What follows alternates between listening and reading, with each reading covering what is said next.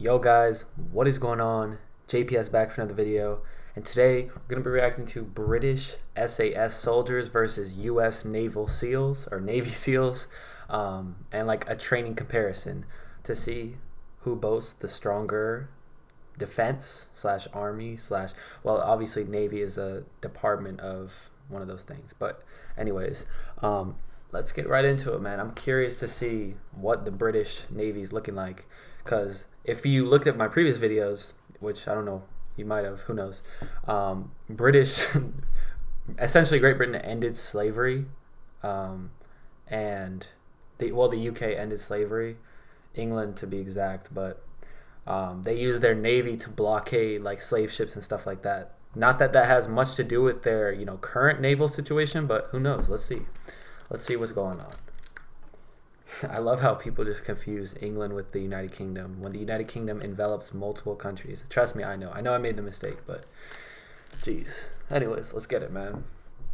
The British Army Special Air Force, aka SAS, began operations in 1941 during the Second World War. The reason for having such a specialized set of soldiers was to get behind enemy lines and attack them from within, or at least destroy what they could while gaining intelligence. It still takes part in operations that involve the United Kingdom, but as it's very much a covert special forces unit, much of what the SAS does is a secret. The Navy SEALs, Sea, Air, and Land Team, was formed much later when President John F. Kennedy established them in 1962 as a clandestine unit. I never realized that like the Navy was established such a long time ago. Obviously, it wasn't the Navy during the time when they were, stopping slave ships, but you get what I'm saying here. Like the SAS, would take on special missions much of the time in very hostile environments. They also act under a veil of secrecy and are sometimes referred to as America's Secret Warriors. If both these units are so secretive, then how does one get a job? They're like the elite of the elite. I think that's, yeah. With them. Well, with the SAS, there is a small problem to begin with if you are a mere civilian. They won't allow you to apply. So to start with, you must already be in the British Armed Forces or be a soldier in the British Commonwealth. Another way to get in is to join the SAS Reserves, and they do accept civilians. As long as you've passed the reserve training and worked with them at least 18 months, you can apply to work in the SAS proper. To apply for the SAS, you should be between 18 and 32 years of age and be in amazing physical and mental shape. You'll be required to do at least a I can apply. 3-year stretch. Women can apply, but have so far been excluded from most combat movements. To apply, you must accept that you know the harsh demands expected of you, people have died during training, and that means signing an Army General Administrative Instruction form. You're basically acknowledging you are willing to go through hell. Next comes the medical, the battle fitness test, which will mean running fully kitted or squatted for 1.5 miles in 15 minutes. Apparently 10% of applicants don't even make it past this point. That pace for even an average person in running shoes and shorts isn't too bad. Now you start your real training. To join the Navy SEALs, you need to be a natural born or naturalized American between the ages of 18 and 28, although at 17 you can join if your parents say it's okay. If you want to become an officer, you can be up to the age of 33. The first woman ever started the training in 2017, but dropped out soon after. You'll need to have a clean record, and many Get out of here, women. That's what they're like, bro. Just kidding. Dude, gotta destroy the patriarchy, guys. Background checks will be done. You'll then undergo physical and mental tests, including an eye test to make sure you have under 20/70 vision. As for what shape you must be in, well, you are going to go through hell with the SEALs, so they suggest you follow their Navy Special Warfare Physical Training Guide. This includes lots of long and short swims and runs, lots of interval training, as well as other workouts. As for other strength training, their gym workouts basically tell you you'll have to be as strong as a bull, as well as have all the cardio attributes. You'll be screened before you can start training, and that will mean you must show that you can run 1.5 miles in 11 minutes, but not squatted. This also comes after a 500 1.5 and 11. That's not that fast. That's like 7-minute pace. I'm a runner, so that ain't that bad.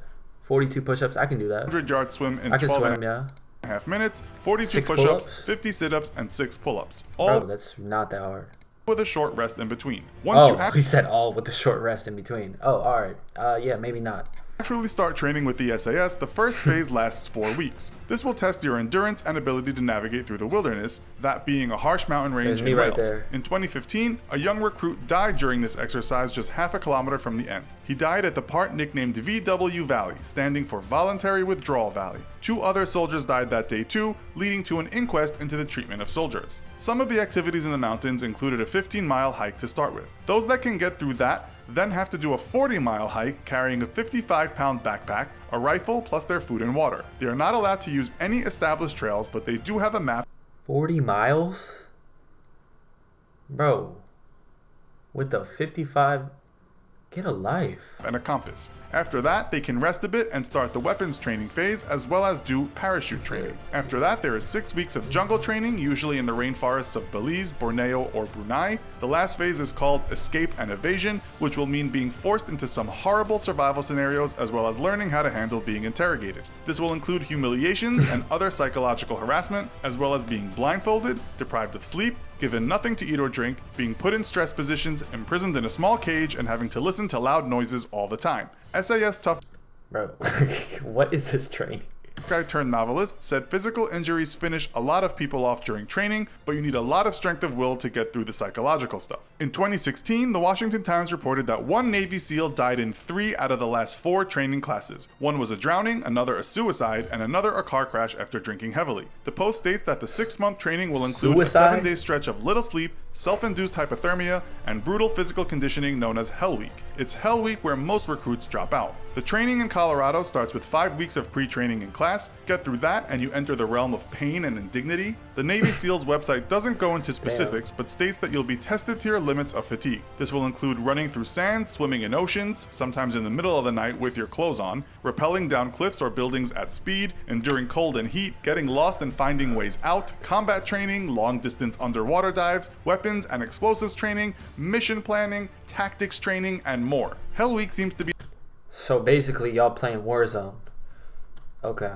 the worst part. One So this is the soldier described it as being Navy designed to put you through 24/7 days of no rest and continual harassment. yeah. We always hear about the Hell Week, bro. I always hear about that. From his class of 300, Sounds like- only 19 completed the training. In all, it will last 5.5 days and you'll almost continuously be pushed to your limits. You are allowed no more than about 4 hours sleep during the entire training. You'll also have to deal with integration in what's called the survival, evasion, resistance, and escape phase. Former SEAL Brandon Webb said it will involve sacks over your head, being beaten with sticks, and humiliation. It's here, he said, that some people lose their minds. At least after that, you get some classroom time. For 7 weeks, you'll also have a land warfare phase as well as parachute training. If you pass it all, you'll be given the Navy SEAL Trident, but then have to do advanced training. This will include sniper, communications, and free fall parachute training. Once you are done, you'll have way more weapons to use than a regular soldier. In the SAS, this will include a C8 carbine assault rifle, an ultra-compact individual weapon, an M16, an HK MP5 submachine gun, an HK 417.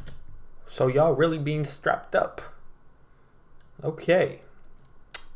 Man, it's really okay. Listen, go to Chicago with that, bro. Sniper rifle, an AW-50 anti-material rifle, handguns, tear gas, canister launchers, stun grenades, rocket launchers, portable Rocket launchers? Bro, what?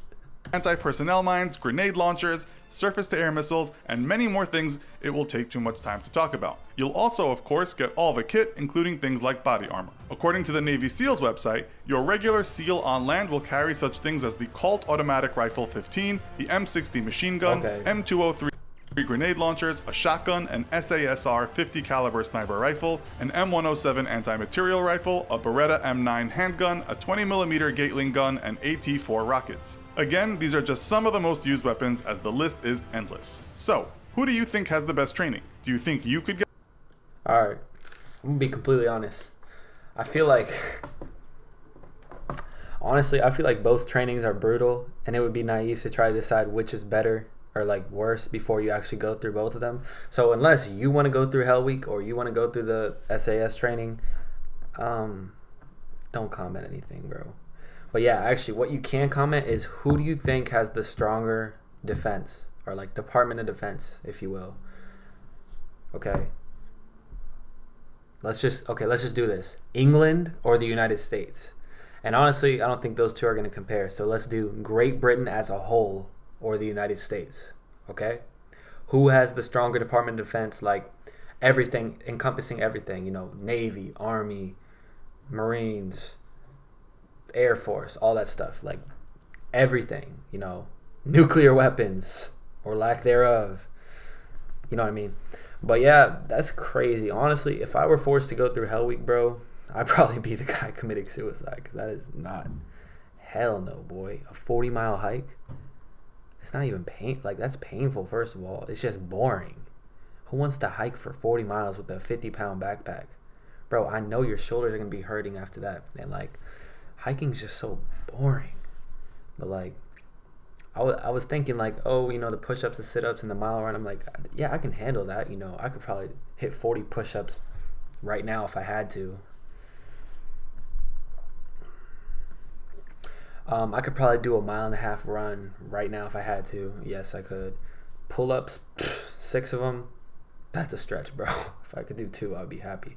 But yeah, he was like, with little break in between. I'm like, damn, so you're about to do all that? I know the lactic is hitting different in your arms. But anyways, guys, comment down below, blah, blah, blah, you know, whichever department of DOD you think is stronger. I think I know the answer already. USA, baby. Quit playing with us. But yeah, leave a like, subscribe. Shout out to, by the way, guys, let me know what you think of my new webcam. It has like a little ring light around it, so is the lighting good? Like, how am I looking right now? Do I look good? Anyways, leave a like, subscribe, and I'm gonna rock with y'all. Peace.